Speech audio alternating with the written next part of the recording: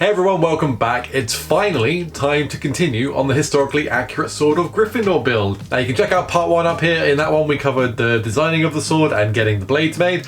Today we're going to look at building the rest of the sword, starting with the hilt parts.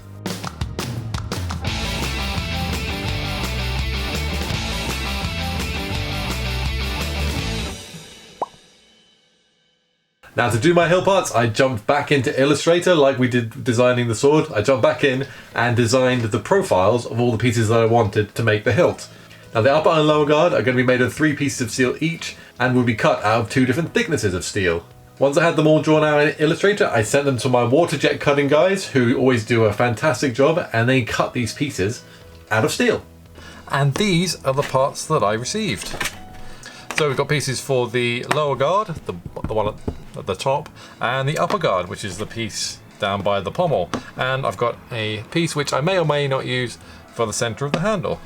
These did actually turn out really great. You can see they're cut exactly as I want. We've got the holes going through for the guide pins, and we've got a hole for the tang, which fits very, very nicely. Here is the sword blade. Here's our guard pieces. As you can see, the fitment already is very good. It's nice and tight. We've just got a little bit further to go. We've got to clean up the surface finish on here, because as you can see it's a little rough and it needs to be a whole lot better. So I'm going to go ahead and start cleaning these up and sorting out the fitment onto the handle.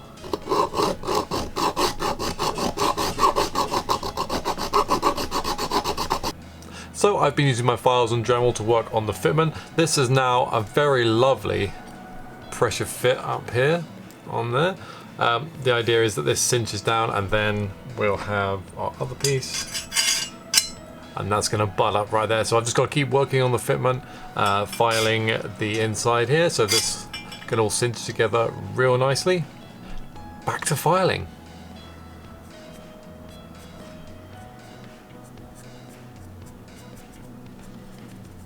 So on this piece I actually just need to radius these edges, and that should get it sitting up quite nicely on the tang.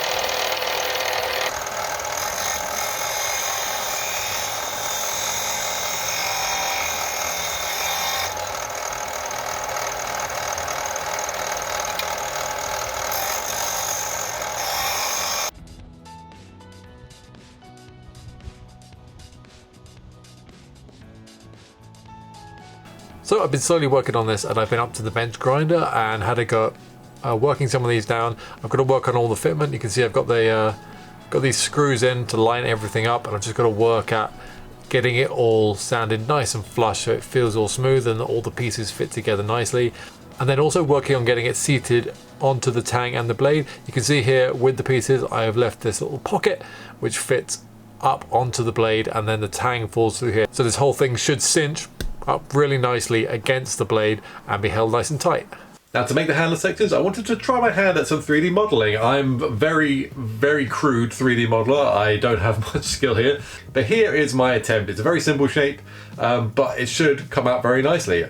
After modeling them, I had a friend print them on their 3D printer. I actually did a couple of rounds of this because the first set wasn't quite right, but on the second go, I got something that I was very happy with, and after a bit of sanding and filing, it managed to fit onto the tang.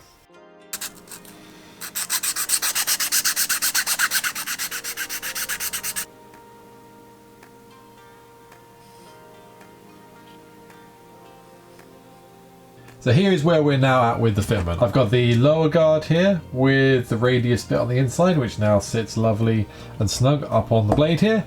I've finished one of these handle pieces off to be like fairly smooth. I haven't decided yet whether I'm going to use these or try to cast them. I'd love to cast them in pewter, but I'm having a bit of difficulty. If you can let me know down below any ideas you have. I can make a silicone mold, but I don't quite know how to do it while keeping this lovely hole on the inside. If you do have any ideas, let me know down below. But we've got the 2 pieces. So there's the raw print versus one that's been sort of filled and sanded a little bit. I can use this as a master if I need to, or finish this one. And the upper guard. These terms are very confusing. But yes, the one that goes next to the pommel, I've got that here. And these all fit very nicely on here. So, you can see that cinches on very nicely up here now. This guy, which is a lovely tight fit up there. These usually have one way that they go on nicely. Yep, see, that doesn't go any further that way, but goes on that way. There's this guy, and that guy. Now the fitment actually on this is as such as that I can pop a bit of tape round the tang here, and this part won't actually come off, which is great, which means I can mock up the sword and actually hold it for the first time.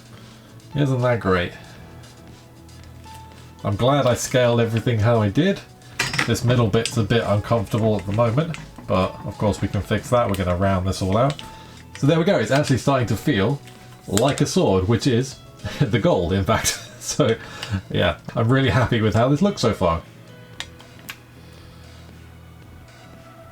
Now another important part of this build is the gems. Now I have here some garnets. Now these are what you call cabochons.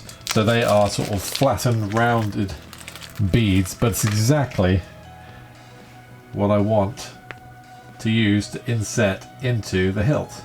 Now they're not quite as bright as rubies, but you can see with the light coming through there, they're a nice rich red colour, which is exactly what we want.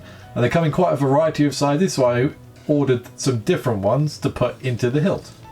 Now what I've got to put them in is these. These are silver bezels, so these are solid silver, and you pop the stone in and then round over the edge here to hold in the stone. Just like this. Now this is something that also I've had to learn. This silver is very soft, and you just use a little tool and push it over. I believe it was this one. So there's lots of different crafts getting involved here, including a jewelry making craft. So all you do is you go around and roll the edge of that so that it holds the little garnet in place.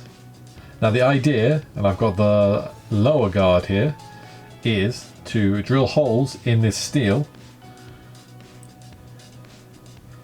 and inlay these guys into the center like that.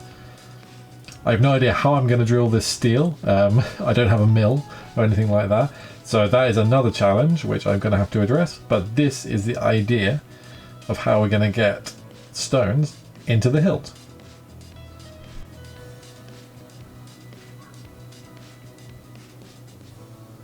So there we go guys, that is where I'm at on the Sword of Gryffindor. I hope you enjoyed this little update. I think it's going really well. I really love how the handle is shaping up. Like I said, a few problems to overcome going forward. We've got to figure out a way to cast these handles, and then also I've got to figure out a way to make the pommel. I do want that to be made out of metal so it's nice and heavy so it balances the sword out. But yeah, this is what it's looking like right now, which I think is a very good, close approximation to the design we're working to. Thank you so much for watching. I hope you enjoyed this video, and of course I will see you in the next one, and until then, take care. Bye bye.